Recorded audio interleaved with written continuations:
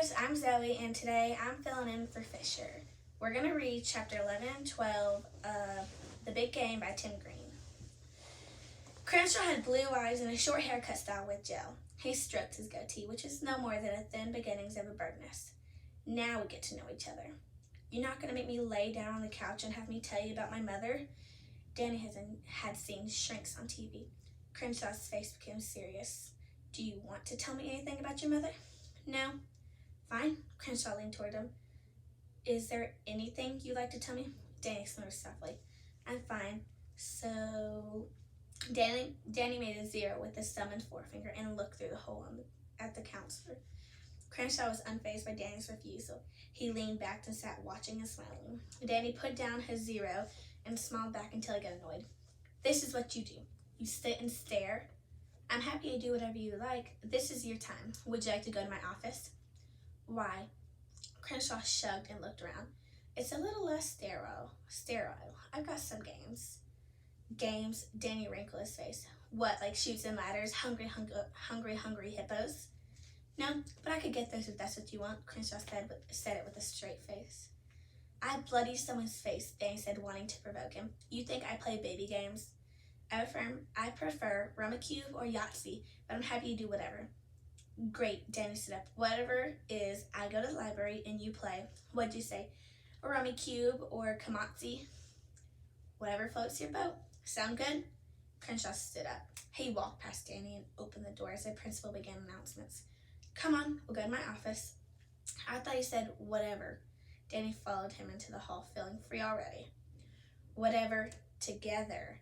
They didn't go far before Crenshaw used the key to open a faded wooden door with no lettering. Come on in. Crenshaw's office was cool from the AC.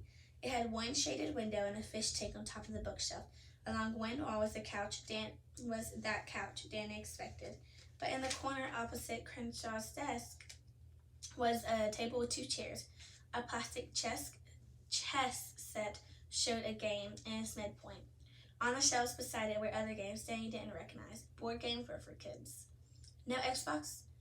Crenshaw took the chair behind his desk and put up his feet. No electronics. The school rules, not mine. Otherwise you have what, a computer chess game? It bothered Danny that the school counselor was so calm and comfortable. Some lame TV show, Family Feud? Nah, I'm an Xbox guy. Assassin's Creed, some NBA 2K, Halo if I'm on with my brother. He lives in Seattle. Crenshaw pointed at the shelves. But here it's all chess and Rummikub. Danny flopped on the couch. No thanks, I'll just sit. You can read. Crenshaw pointed at the books. Danny laughed out loud. No? Crenshaw looked at him sharply. That's not something you do? Danny felt his spine stiffen. We could talk, Granny said. Danny scowled. I'll read. Have at it. Crenshaw held out an open palm toward the books. Danny saw a purple cover. He pulled it out. A knight on horseback with a sword drawn surveyed a distant castle where a dragon sailed among the clouds. Danny opened the book and studied the words. Crenshaw sighed and took a book of his own. Every so often, Danny would turn the page. In between, he thought about what happened to Markle and how it was just a fight, how he felt fine and didn't get the big deal. He thought first period would never end. Finally, the bell rang and Danny scrambled for the door. You'll need to check into the office to get your locker. Crenshaw lowered his book, but otherwise sat unmoving behind the desk. I'll see you tomorrow. Danny broke free and put distance between him and the counselor's office because no way did he want people thinking he was a mental case. His teeth were clenched as he hammered a random locker with the soft part of his fist. It produced a satisfying crash, drawing stares from students entering the hallway. Danny warned them with a glare. He knew how quickly word of his thrashing Markle had spread. It would get out even quicker about Crenshaw. He stomped toward the main office. He'd get his locker, dump his stuff, and then find Janie as soon as he could. Janie was smart. She was clever. She'd know how to help him, because he was pretty determined that he was not going back to Crenshaw's, even if it meant doing something extreme. Chapter 12. You can't run away, Janie stood with Danny in the hallway as a sea of kids foamed around them. Your team needs you, and your mom needs you. But I can't do Crenshaw, Danny said, shifting his eyes. Everyone will think I'm a nutter. Stop, she shooed away the idea with the back of her hand. People go to counseling all the time, smart people. You should at least talk to him. Danny huffed. He didn't like when Janie had her mind made up. She'd never change now. Speaking of smart, do you have Miss Ray third period for English? Yes, I do.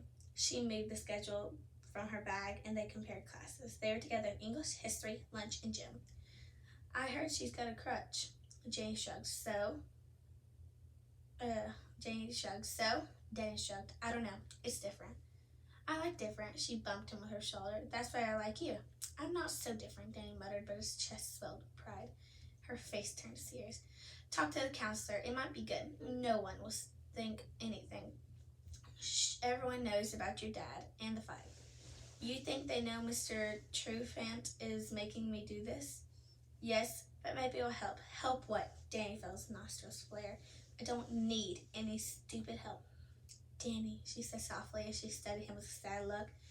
Then the first bell rang and she looked toward the tall ceiling as of the grand old school that had been built nearly 100 years ago. Okay, see you in English. Danny had math with Cupcake. Danny liked math. When it was just numbers, he crushed math, and it made him feel smart. Their teacher, Mr. Doan, was a scarecrow with thick eyebrows and glasses. He was squeaking his marker on the board like a hungry baby bird when Cupcake ripped through the signs with a fart. A few random titters were quickly called back, not because Mr. Doan had frozen his board, but because no one was going to dare laugh at Cupcake. Cupcake's big round face turned bright red, but only Danny would even look at him, and Danny shrugged, and the look on his face said, things happen.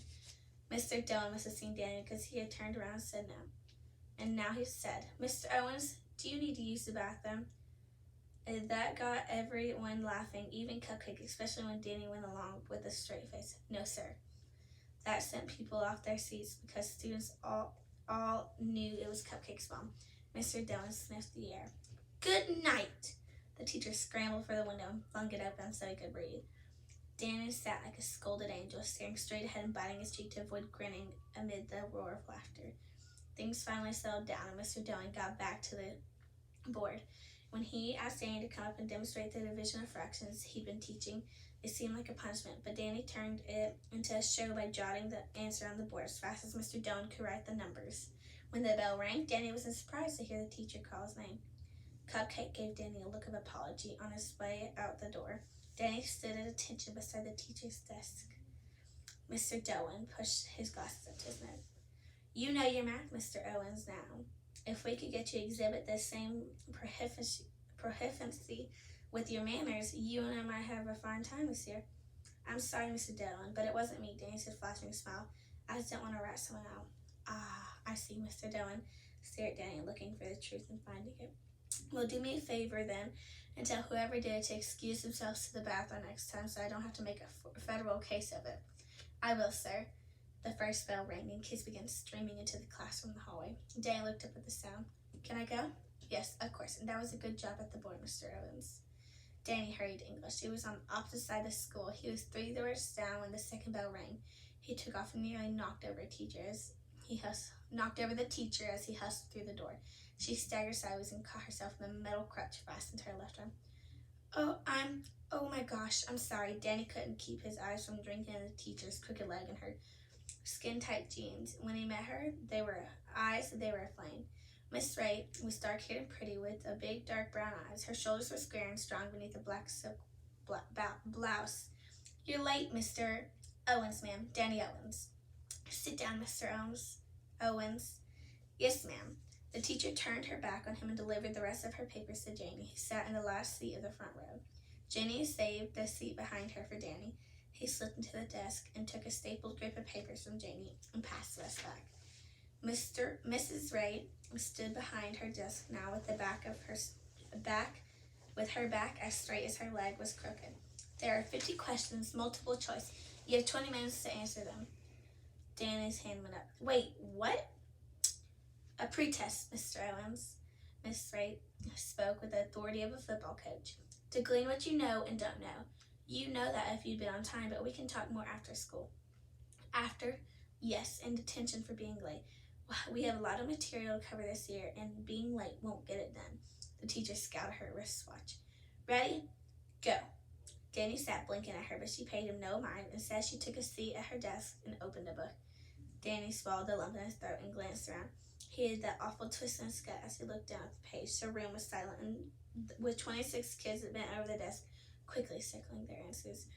Danny took a deep breath and gently poked Janie's back with his pencil.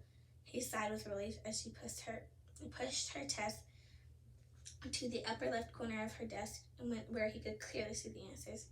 His eyes worked like little rodents, scurrying here and there for morsels of information, but never stopping to rest and always checking to see that Miss Ray was well occupied with her book. It wasn't until the final two answers, both B, when Danny looked up and saw Miss Ray staring directly at him. And that's all for today, guys. Thanks for watching.